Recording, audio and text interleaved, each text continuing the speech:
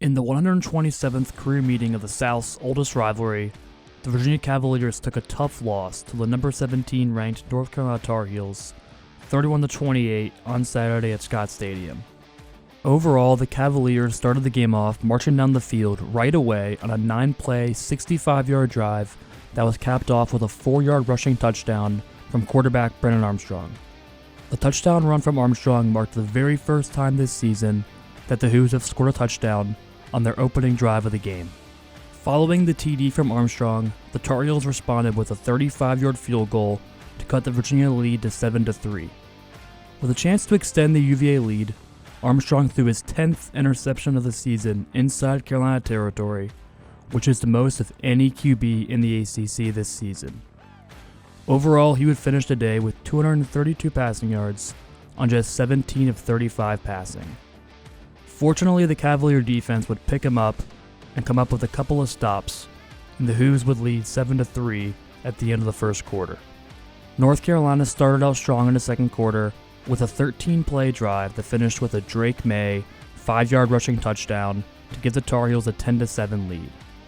However, Virginia then responded with a 13-play drive of their own to retake the lead on a 3-yard rushing touchdown from Xavier Brown to take a 14-10 lead going into the half. The third quarter started off in an offensive flurry for both teams as UNC took a 17-14 lead on a 4-yard rushing touchdown from Elijah Green on their first drive in the second half. For the Tar Heels, Green would finish the day as the game's leading rusher, running for 91 yards on 22 carries and a score. Following the TD from Green, Virginia once again drove down the field with a big 34-yard reception from tight end Sackett Wood to set up a 1-yard rushing touchdown from Ronnie Walker to give the Hoos a 21-17 lead. On the next drive, it was North Carolina's return to respond, and they did just that with a couple of big receptions from wide receiver Josh Downs. Downs would finish the drive with a 19-yard touchdown reception from Drake May to give the Tar Heels a 24-21 lead. Overall, the player of the game would definitely have to be Downs, as he caught a career-high 15 passes for 166 yards and a touchdown. In the fourth quarter, North Carolina marched right down the field once again and extended their lead to 31-21 on a 22-yard touchdown reception from Drake May to Elijah Green. May would finish the game with 293 passing yards on 26 of 37 passing and 2 passing touchdowns. On the ensuing couple of drives, both teams struggled to do much of anything offensively, but UVA scored a late touchdown to give themselves a chance with under 5 minutes left in the game to cut the deficit to 31-28 on an 8-yard rushing touchdown from Armstrong, his second rushing touchdown of the game.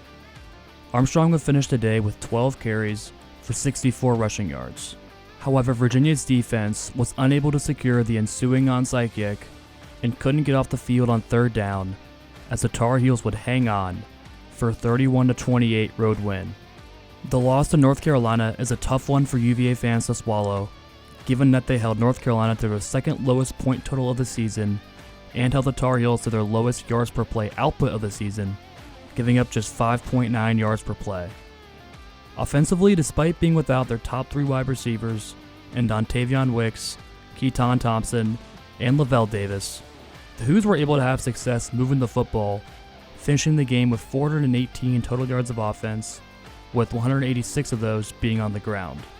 Overall, even though the loss drops the Hoos to 1-5 in conference play and a 3-6 overall record, the Hoos can still reach a bowl game. However, UVA would need to win out starting next Saturday against the Pittsburgh Panthers at Scott Stadium. I'm Duncan McGrath, WUVA.